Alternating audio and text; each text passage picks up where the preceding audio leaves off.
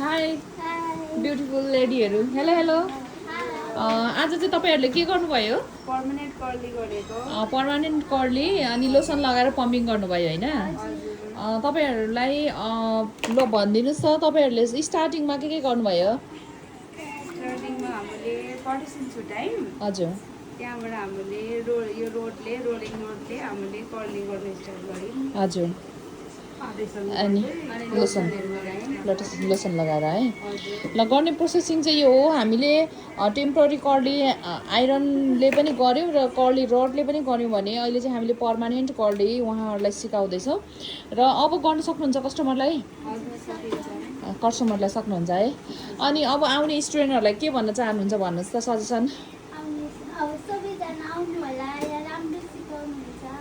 है अनि यता यता दुईजनाले चाहिँ राम्रो लागेन तपाईँहरूलाई राम्रो लाग्यो कि लागेन राम्रो लाग्यो सिकाएको कस्तो लाग्यो तपाईँहरूलाई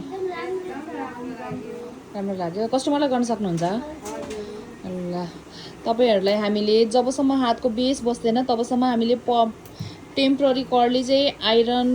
र कर्ली रडले गरायौँ एकदमै फाइन रिजल्ट आउने गरी नै सिकायौँ भने हामीले चाहिँ पर्मानेन्ट कर्ली गर्न सिकाएका छौँ र उहाँहरूले एकदमै राम्रो एकदमै फाइन रिजल्ट निकालिसक्नु भएको छ उहाँहरूले पर्मानेन्ट कर्ली गर्नुभएको उहाँहरू एकदमै ट्यालेन्टेड लेडी नै भन्नुपर्छ धेरै टाढादेखि आउनुभएको आसामको कुन ठाउँदेखि अरे आसामदेखि आउनुभएको राम्रो छ भनेर उहाँ चाहिँ एकदमै ह्याप्पिनेस भएर आउनुभएको थियो सिक्नलाई तर सिक्दाखेरि कस्तो तपाईँलाई कस्तो लागिरहेछ एकदमै राम्रो छ यहाँ खुसी लागिरहेछ मलाई राम्रो लागिरहेछ है र उहाँको साइडमा पनि एकदमै राम्रो रिजल्ट आइरहेको छ उहाँहरू यतिसम्म कि सिक्न स्टार्टिङ गरेपछि यस्तो ध्यान दिएर सिक्नुहुन्छ एक कुरा अर्को कुरा हाम्रो सिकाउनेमा पनि डिपेन्ड हुन्छ र उहाँहरूले फाइनली कस्टमरलाई पनि गर्न सक्छु भनेर भन्नुभएको छ कन्टिन्यू नै गरिराख्नु भएको छ हिजोदेखि पर्मानेन्ट कर्ली गर्नुभएको छ एकदमै राम्रो छ र तपाईँलाई कस्तो लागिरहेको छ तपाईँ कहाँदेखि हुनुहुन्छ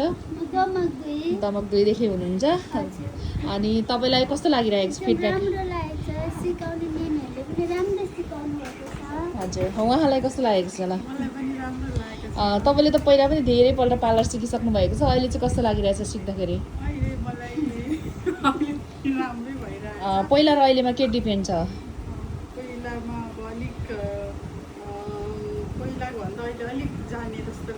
अलिक जाने जस्तो फिल भयो अलिक जान्दै पनि हुनुहुन्छ धेरै प्र्याक्टिकल गराउनुहुन्छ हातको बेस चाहिँ पुरा बसाएरै पठाउनुहुन्छ हाम्रो प्र्याक्टिकल प्लस थ्योरीहरूको लागि त तपाईँहरूलाई थ्योरीहरूको लागि त जस्ट तपाईँहरूले मैले जे गराएको छु त्यो कुराहरूलाई नोट गर्दाखेरि हुन्छ अनि भनेपछि ल भन्नुहोस् तपाईँले अहिलेसम्म सिकेको तपाईँले फिडब्याक चाहिँ के सिक्नुभयो अनि यहाँ सिक्दाखेरि कस्तो लागिरहेछ भन्नुहोस् ल